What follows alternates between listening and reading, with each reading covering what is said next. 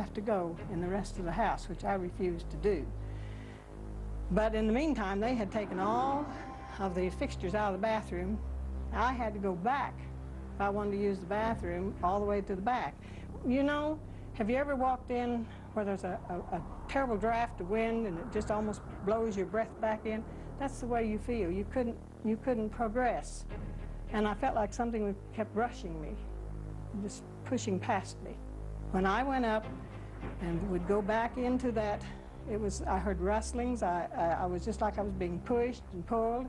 And I got as far as the bedroom door, and then I thought, I don't need this.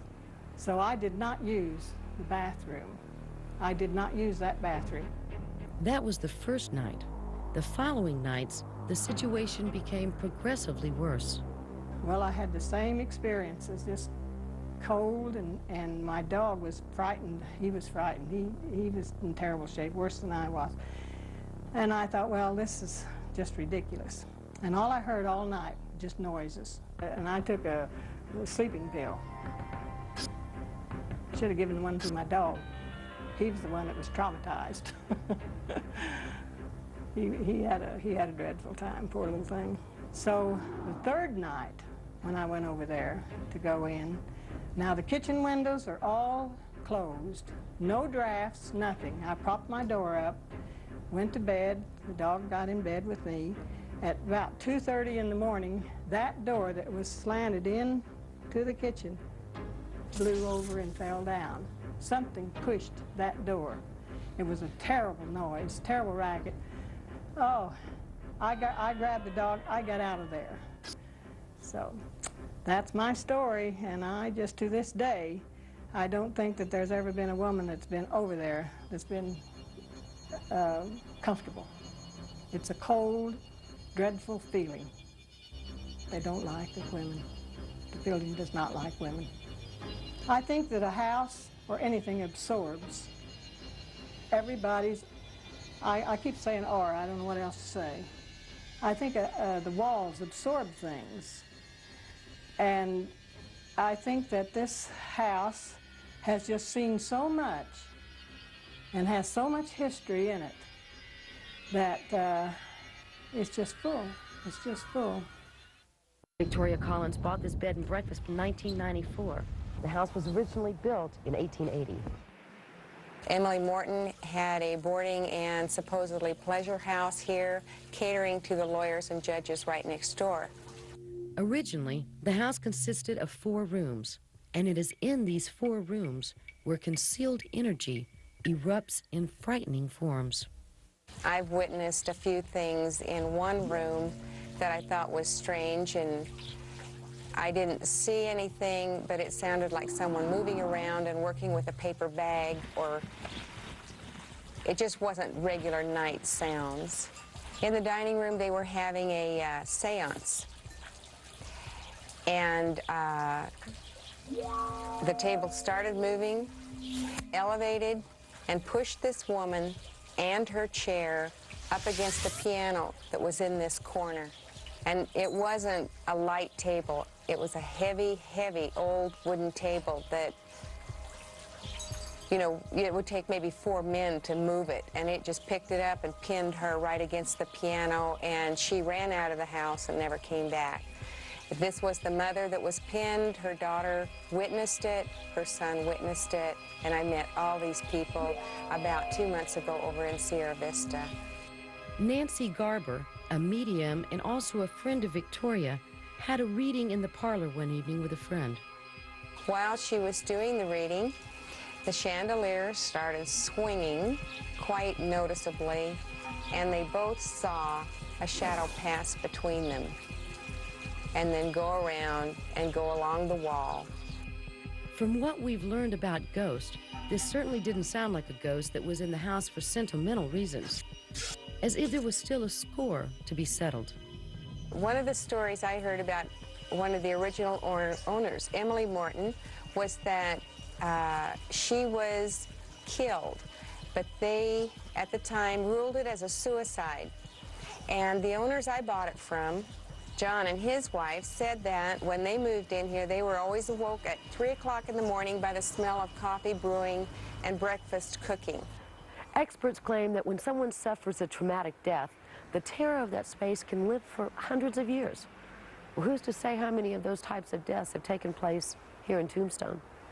But along with the gory stories and ambiguous history come the little quirks, stories that have grooved a permanent hold on our everyday lives.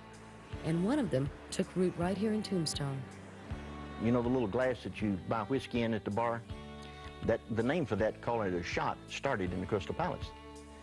What happened is back during the 1880s, cowboys made about $25 to $30 a month. Well, by the time they made one trip to town, they were through. It so happens that at the same time this was going on, that a drink of whiskey and a bullet cost the same thing, 12.5 cents, 2 for a quarter. So the bartender, in order to push business, he would trade these cowboys a drink for one of their bullets. Then he would sell a bullet to somebody else. So that's how it came to be called a shot. 14 red velvet draped cages hung from the ceiling at the Birdcage Theater. And it is from these enclosed cages where courtesans entertained prospective clients in the 1800s. Closed to the public in 1889, the Birdcage may have lost its original splendor, but its skeleton nevertheless continues to leave you with a creepy feeling. Witnesses report unseen people talking and singing in the deserted rooms. And then there is also the ghost of a little boy whose life was cut short by yellow fever in 1882. The former owner of the Birdcage is responsible for the inexplicable havoc being caused there from time to time. This is a century after his death. Back in the 1800s, news spread like wildfire about the prosperity awaiting the adventurers and fortune seekers. From all over the world, people flocked to Tombstone, enticed by the shimmer of silver and expectations of wealth. Perhaps the mournful cries of Tombstone's history echoes loudest on these countless graves. Dozens of men who died and were buried, nameless and unknown, here at famous Boot Hill. Many of these people that were murdered or killed were unknown and are to this day because they came to this town, they were minors, they probably didn't carry identification, they weren't known when they got to town, and some of them were killed the very first night they arrived. So when you found a dead body, he had nothing except money or keys or whatever on him, and you didn't know who he was.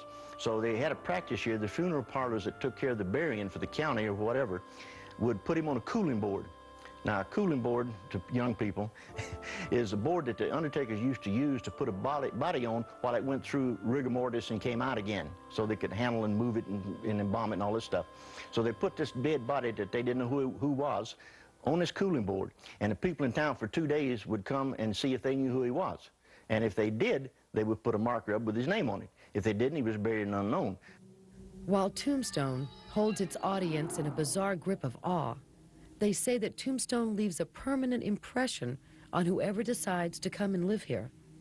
If you come here and this town likes you, you're not going to get out. It's not the people, you just don't get away.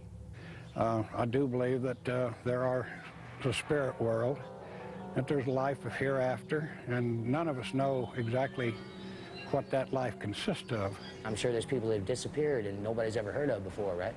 Something has to happen to their spirit. If in fact there is a spiritual world, right? Which I've got to believe there is now because I've felt it. I would say that I definitely think that there is something that hovers over this town, and it's a restless, restless thing. And sometimes it's a happy feeling, and sometimes it's a very sad feeling. Maybe all ghost towns have them, and that's why they call them ghosts.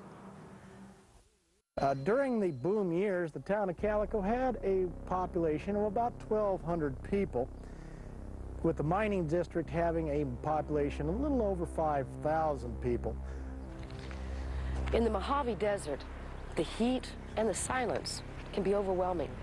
And for long stretches of time, the only noticeable movement is the faint stirring of the tumbleweed.